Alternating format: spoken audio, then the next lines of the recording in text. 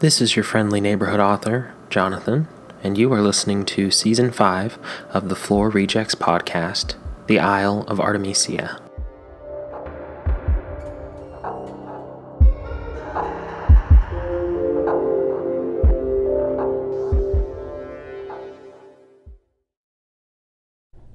Chapter 12. Suspicion. Barrett, wake up. Barrett can hear Anaxos' voice before he can see him, but when he peeks up with one squinted eye, he sees no one. He looks around, pulling his head from the sand. The large man is crouched beside him, shaking him gently. The smell of fresh fish is on him. A string of them lay near the river's edge. Anaxos must have snuck back to get his fishing rod. What? Barrett asks, sitting up with force. Sand falls down from his hair, and Anaxos brushes it away from Barrett's face softly, but after a moment he draws his hand back as if he'd been stuck by a thorn. I need to talk to you, Anaxos says, and his gaze narrows before looking around. Barrett does too. Crystal, Nick, and Daniel all stand by the river, appearing to talk quietly to each other. Okay, let's talk, Barrett says. Not here. Follow me, Anaxos says, and for the first time, Barrett ventures farther back in the cave, following X as he leads his way back in the dark. When they can barely see each other, he stops. Barrett bumps into the man, and his hot skin is a shock to Barrett's cold palms. Anaxos looks to him, his eyes shining unnaturally in the dark.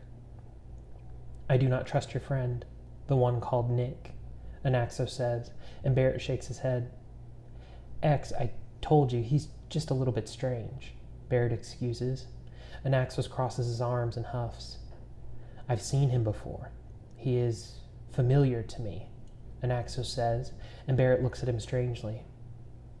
I met him on the mainland. He can't be one of them or anything like that.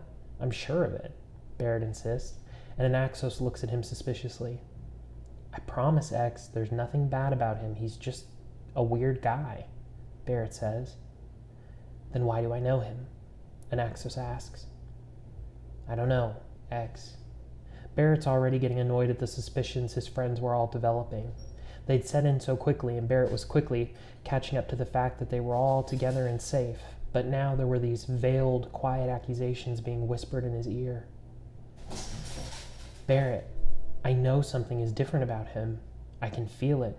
I've seen him before, on this island, Anaxos whispers, staring intently out to the ground of people by the river's edge. Barrett takes Anaxos' elbows in his hand, shaking him gently. X, you have to let it go. I can't have you going after one of the people we just rescued, Barrett says. Anaxos groans. He is a danger to you, Barrett. I know this, he says, scrubbing his face with his hands. Anaxos, you can't go accusing people of being some sort of spy for a group of eternal island dwellers, Barrett squeaks, his frustration getting the better of him. The group by the river look up at him in unison for a moment before turning back to each other. Anaxos draws a step closer to Barrett, his voice lower. Barrett, I am sure. You have to believe me, he says, and he slides his hands down to grip Barrett by the shoulders. Barrett softens. The man was obviously dead serious, and even if he was wrong, Barrett was going to have to humor him for a bit if he wanted any peace. Okay. I believe you, but what should I do? Barrett asks, and Anaxos sighs. I do not know. Just do not trust him. Do not go anywhere with him. Do not be alone with him, Anaxos says, and his fingers move gently, massaging Barrett's tense shoulders. He relaxes, and for a second time, he closes his eyes, letting his fingers dig into the knotted, coiled muscles. Then the hands are gone, and Barrett opens his eyes to find that Anaxos was looking out, watching as the others headed back towards them now, walking in tandem in a straight line. Anaxos walks out first, and Barrett jogs to catch up, and at once the two groups meet at the mouth of the cave, staring each other down. There's thick tension between all of them for a moment before Daniel steps forward timidly towards Anaxos. We were just talking about how to fix the fish up. We don't know how. Can you show us? He asks, and Barrett smiles. Anaxos nods, and the two of them go to the fish, Anaxos quickly getting into the intricacies of gutting them. Chris, can I talk to you? Barrett asks, and Crystal shrugs, walking back to her spot on the river. Nick begins to follow, but Barrett turns to him. Alone, just for a minute, he asks, but Nick can tell it isn't a question. He spins on his heel, going to lurk behind Anaxos and Daniel, the former of which stares up at him suspiciously as he approaches. "What bear?" she asks whimsically, sitting by the water, dipping her toes in the river as it rushes past. Her energy was off. Usually, at least as long as he had known her, she was upbeat, always excited, and an optimist. He knew she'd been through hell, but she wasn't just tired or beaten down. It was like she was a different person. She'd been very cold to everyone since she'd scrambled up out of that hole. "Chris, what's wrong? What's bothering you?" he asks her, sitting next to her on the small rocky bank. She laughs quietly. "Nothing, Barrett," she says, kicking at the water. Barrett rolls his eyes. Now was not the time to be dramatic or moody. Then he has a much darker thought. "Did something happen to you?" he asks, and she snickers. "Other than being hypnotized, abducted, and tortured by crazy sea people? No, nothing happened to me," she says, tossing her head back, leaning on her elbows and staring emptily up at the sky. She was so beautiful, sunning herself there, but her face was set harshly, her mouth in a pinched, grim line as the sun beat down on her tanned skin. "Crystal, I want you to talk to me. Tell me what's wrong. You're off balance. Tell me what's going on in your head," he pleads, and with a lazy, half-bored glance, she turns to him, rolling onto one elbow. "Well, after the first night screaming and begging from a hole in the ground, I was terrified. After the second, I was terrified and starving. But, after the third night, I was just tired. I'm just so tired, Bear. Forgive me," she says, looking at him harshly. Barrett knew she was right, but still she was throwing him off, and Daniel too. Plus, she seemed to be getting closer to Nick, and that felt like a bad path to go down, especially with Anaxos hot on his trail. "I get it, Chris, I do, but you have to snap out of this if we're ever going to get home," he says, and she takes her opportunity to roll her eyes. "How, Barrett? How are we going to get away? Does Tarzan know some secret way back to the mainland?" she asks, her voice rising as she starts to get angry. "I don't know, Chris, but this attitude of yours isn't helping. I need Daniel on his A game, and for that, I need you to be on yours," he says, and she groans, shutting her eyes and leaning back to face the sun again. "When you guys start to figure out a way out of here, I'll perk up," she says, smiling and raising her voice shrilly like a cartoon character just to mock him. "Fine, be that way. But do you want to hear something crazy? Maybe take your mind off your own issues?" "Nick kissed me again when we went looking for the plant," he gossips, and her eyes pop open, but she only manages to turn her head a slight bit.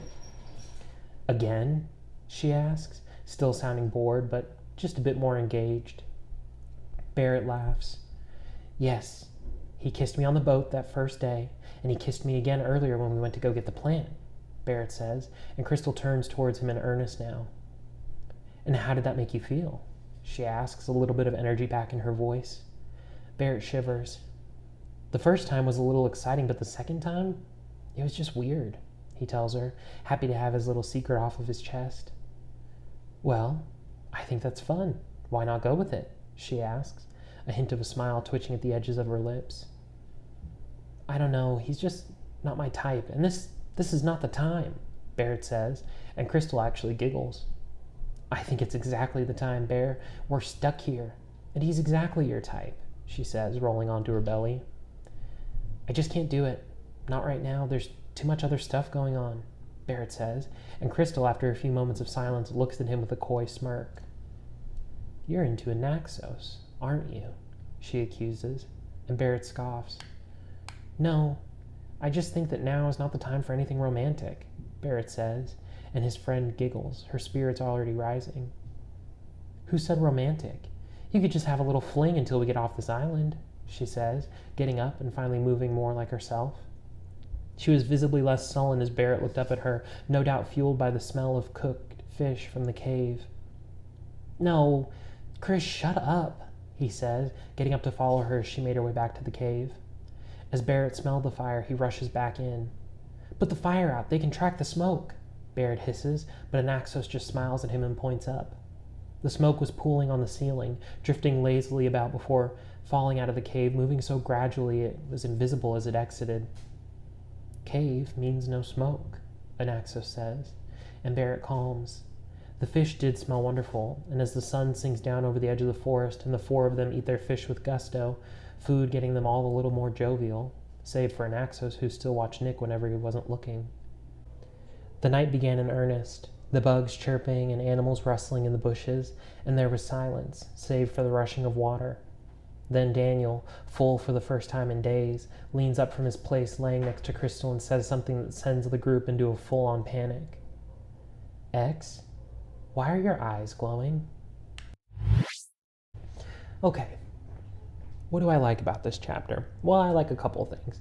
The first thing I like is how strongly suspicious Anaxos is of Nick. I like that he sticks to his guns. I like that even when Barrett is like, no, I'm sure of it, I saw him on the mainland, there's no way that he's like evil, Anaxos sticks to his guns, and I like that. The other thing that I really like is the way that Crystal kind of, the chinchilla, the way that Crystal bounces back from her depression as soon as she gets a little bit of gossip in her. It really kind of makes me laugh. I think it's funny. Oh, I have the hiccups. God damn. I'm having a hard day, you guys. I really like that. I feel like it... Klaus? Can you be quiet? Thank you.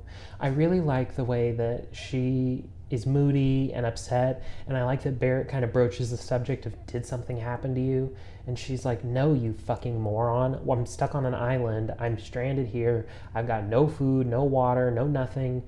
I've been in a hole for 3 days, and you're asking me to perk up?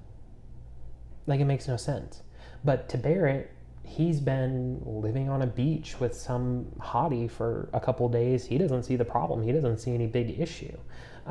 So I like that she's kind of like not going to just roll around and be happy just because Barrett says so, but also that she perks up like as soon as there's a little bit of gossip. I think it's funny.